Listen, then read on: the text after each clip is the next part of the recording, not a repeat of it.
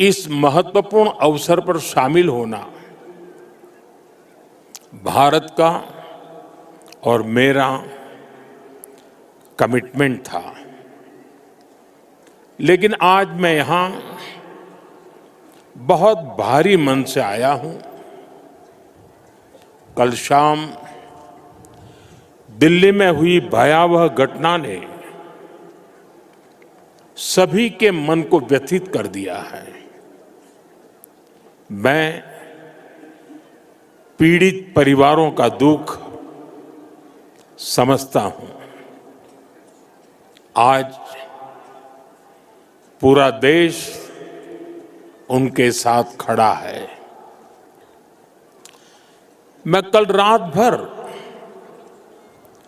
इस घटना की जांच में जुटी सभी एजेंसियों के साथ, सभी महत्वपूर्ण लोगों के साथ संपर्क में था, विचार विमर्श चलता था,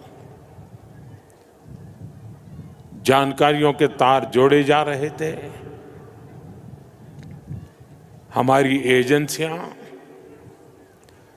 इस षड्यंत्र की तह तक जाएगी। इसके पीछे के षड्यंत्रकारियों को बख्शा नहीं जाएगा। All those responsible will be brought to justice.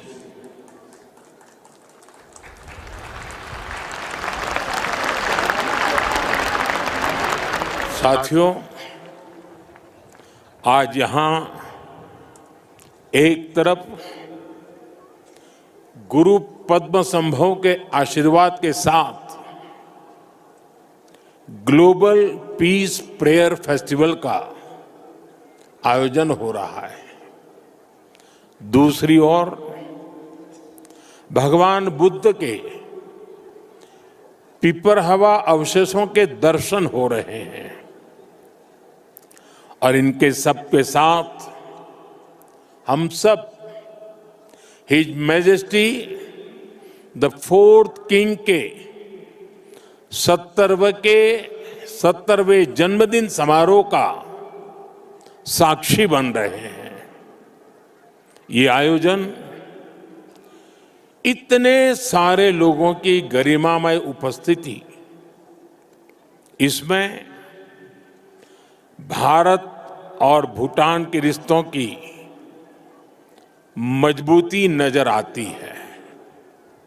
साथियों, भारत में हमारे पुरखों की प्रेरणा है वसुधैव कुटुंबकम, यानी पूरा विश्व एक परिवार है। हम कहते हैं सर्वे भवन्तु सुखिनः, यानी इस धरती पर सभी सुखी रहे।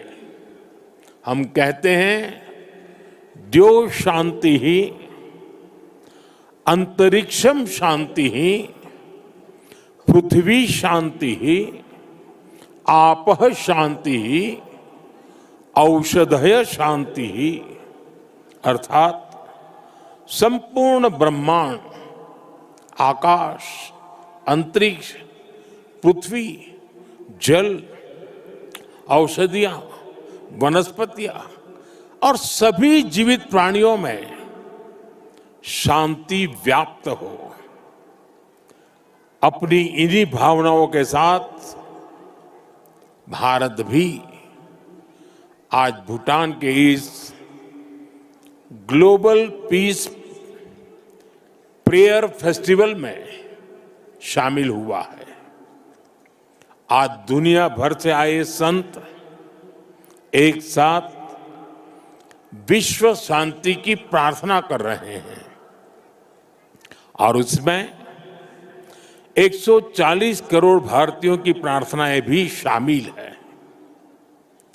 वैसे यहां बहुत लोगों को पता नहीं होगा, वडनगर, जहां मेरा जन्म हुआ, बौद्ध परंपरा से जुड़ी एक पुण्य भूमि रही है और वाराणसी जो मेरी कर्मस्थली है वो भी बौद्ध श्रद्धा का शिखर स्थल है। इसलिए इस समारोह में आना विशेष है। मेरी प्रार्थना है कि शांति का ये दीप भूटान के, विश्व के हर घर को आलोकित करे।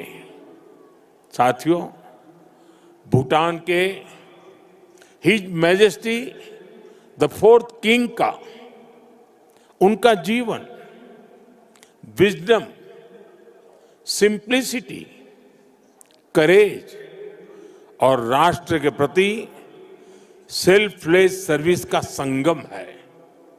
उन्होंने 16 वर्ष की बहुत छोटी आयु में ही बड़ी जिम्मेदारी संभाली, अपने देश को एक पिता जैसा स्नेह दिया और अपने देश को एक विजन के साथ आगे बढ़ाया।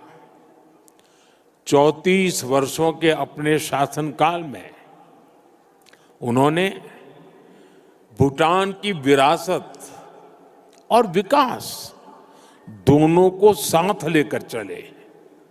भूटान में लोकतांत्रिक व्यवस्थाओं की स्थापना से लेकर बॉर्डर एरिया में शांति स्थापना कराने तक हिज मैजेस्टी ने एक निर्णायक भूमिका निभाई। आपने ग्रॉस नेशनल हैप्पीनेस का जो विचार दिया है वो आज पूरी दुनिया में ग्रोथ को डिफाइन करने का एक अहम पैरामीटर बन चुका है। आपने दिखाया है कि नेशन बिल्डिंग केवल जीडीपी से नहीं बल्कि मानवता की भलाई से होती है। साथियों, भारत और भूटान की फ्रेंडशिप को मजबूती देने में भी उनका बहुत बड़ा योगदान रहा है। आपने जो नींव रखी है उस पर हम दोनों देशों की मित्रता निरंतर फल फूल रही है। मैं सभी भारतीयों की तरफ से हिज मैजेस्टी को अनेक अनेक शुभकामनाएं देता हूं और उनके बेहतर स्वास्थ्य और दीर्घायु होने की कामना करता हूं। साथियों, भारत और भूटान सिर्फ सीमाओं से नहीं, संस्कृतियों से भी जुड़े हैं। हमारा रिश्ता वैल्यूज का है, इमोशंस का है, पीस का है, प्रोग्रेस का है।